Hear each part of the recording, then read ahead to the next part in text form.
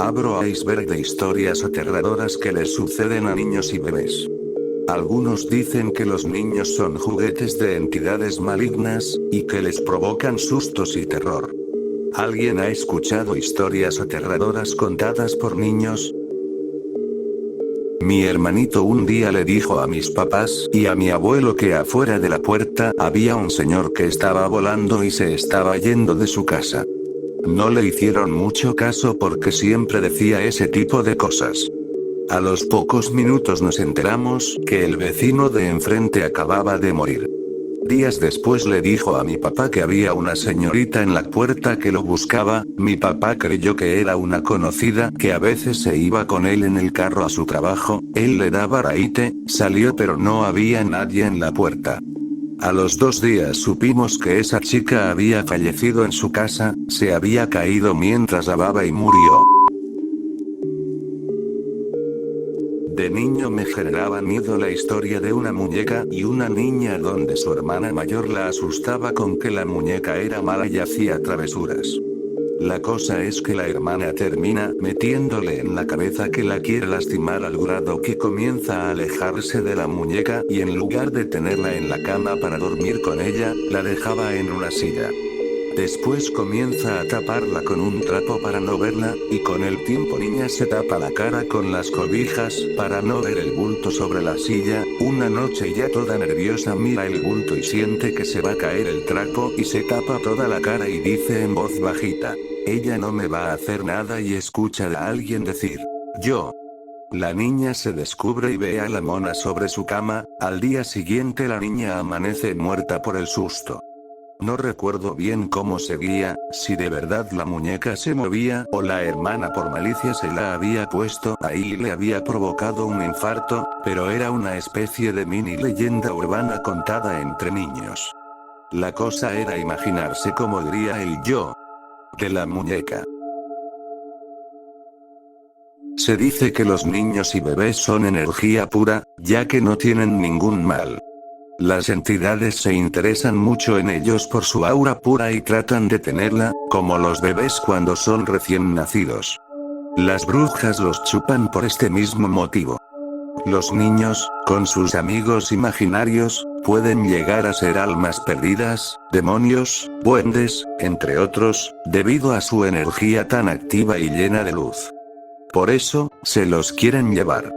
Es por eso que, cuando van a los panteones, es mejor protegerlos o, en su caso, no llevarlos.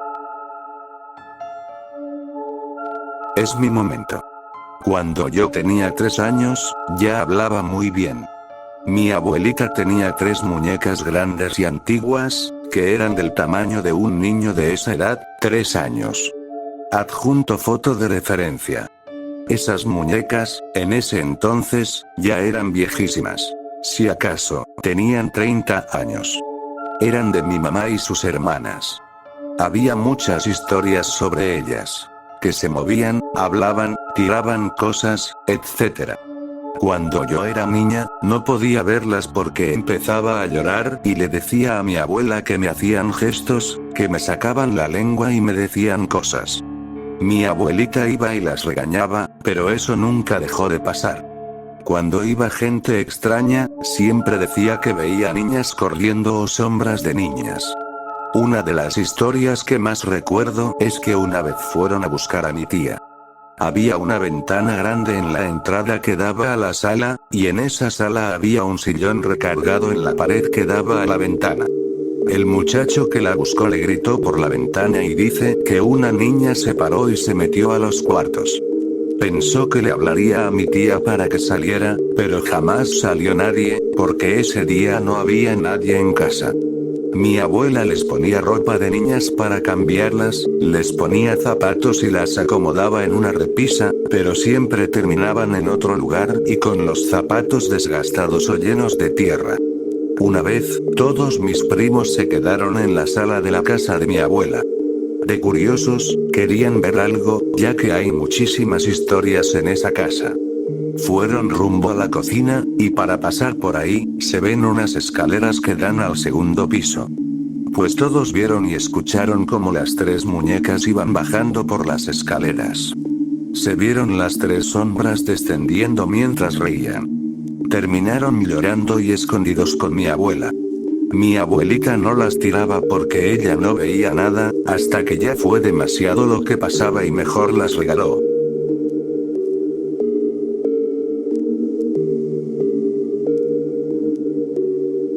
De niña, viví en un pueblo ubicado en un cerro. Era muy común que hubiera historias paranormales y cosas por el estilo.